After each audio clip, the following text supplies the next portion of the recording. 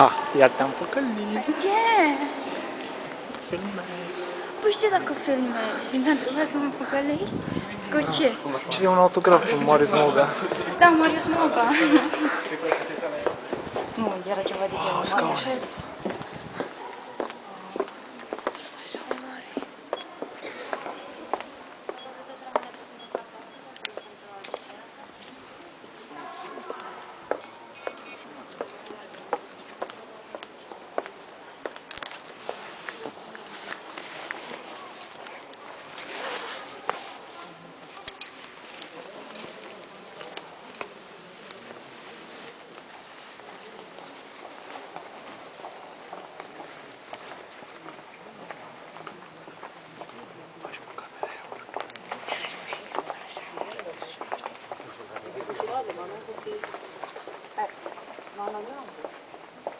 Aceasta este sala Alexandru Ioan Cuza, cea mai înaltă sală din Palat, 19 metri înălțime. De asemenea, are și cea mai bună acustică, astăzi, pe lângă conferințe și seminarii, fiind folosită și pentru evenimente muzicale, în general muzică clasică. Are o capacitate de 1200 de locuri. Boxa orchestrei este acolo de pentru trapezile, iar ceea ce vedeți pe pereți și pe tavan sunt coite de aur industriale. Un alt detaliu despre clădire, palatul a fost doar o parte dintr-un proiect mai mare, care a inclus Bulevardul Unirii, toate clădirile de pe bulevard, Academia, Hotelul Marriott, toată această zonă era zona veche a Bucureștiului, 30.000 de clădiri au fost distruse ca tot ceea ce vedeți astăzi la apare. Acum suntem chiar deasupra intrării principale, pe care v-am arătat-o mai devreme. Dacă doriți, putem să mergem până la aparatul, să vedem de listă. Ce e? De ce râzi? Păi se dau jos, la un de mână. Nu pot sus. Atunci când am muncit și mai credeam să fac crize, la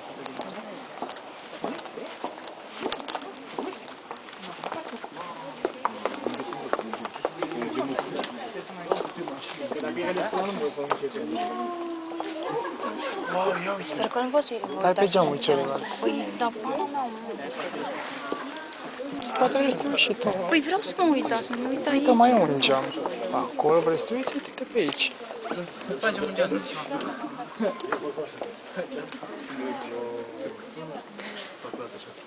Să-și pe geam. cel mai geam. Uite un geam, hai să ne uităm pe el.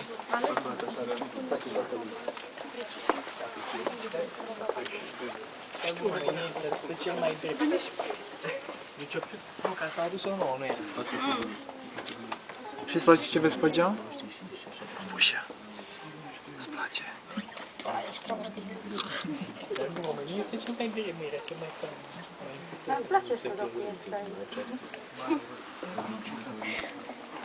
O să-mi fac eu. Nu mai tare. Îți faci propria casă. Îți faci un penthouse. Păi da.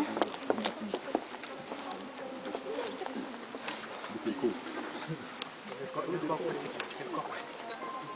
Deci clar noi n-avem poze, nu ne-am poze cu Măcar ești filmat. Bă, măcar te vezi pe YouTube. Nu, frate, tu știi, mă, frate? Ce? Când am murit Ceaușescu, mai trebuia să facă 30% din asta? Nu știam. Să mă, eu nu știam. Mi-a zis, da. Ți-a zis? Îți dai seama că a terminat Ceaușescu, a venit, a zis, băieți, casa, ce-am făcut eu. Și că, mă așteptam de la alți străini să nu știe, mă, dar de la Roma mă așteptam să știe istoria, că atunci când a murit Ceaușescu nu era terminat. Și ce bun e găt. Acum mai mult trebuie făcut. Acum mai explicat. Da, exact.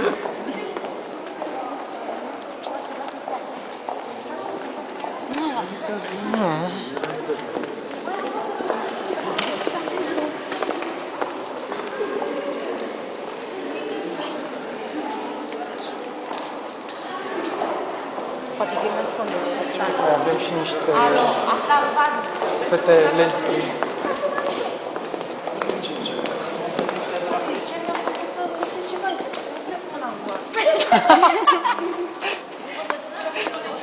Am Bine, că nu dovada. singura. Auzi, am dovada, te-am prins pe cameră. Free.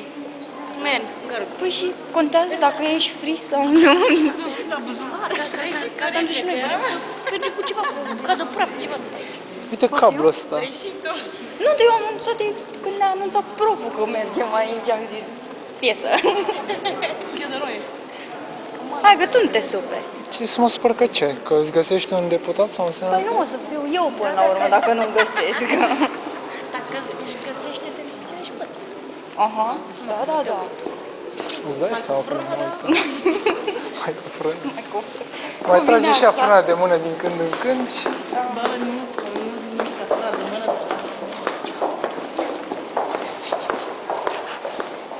Reacția ta. Ce? Ți-am prins și reacția. Așa că dacă se uită pe iubit, Cine? căluț. Și vei desena de mine. Da. Sigur e, nu?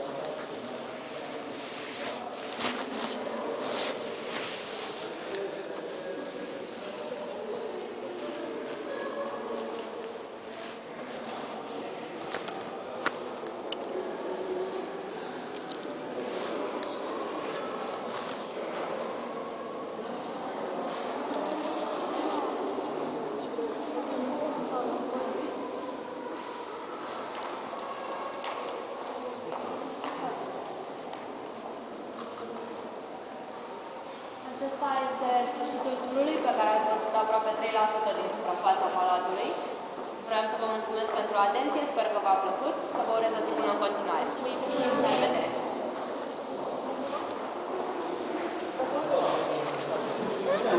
Cred că să văd la mine.